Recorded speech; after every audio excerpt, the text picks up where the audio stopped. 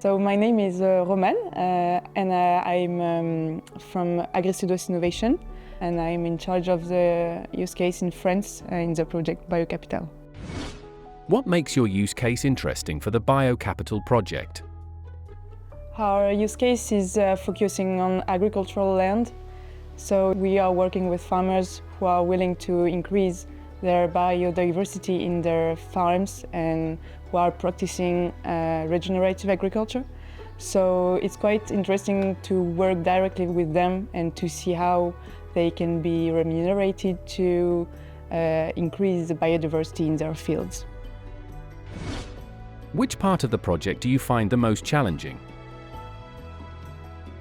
What is challenging is to make the whole thing work, like to make it applicable to the farmers so they can be remunerated.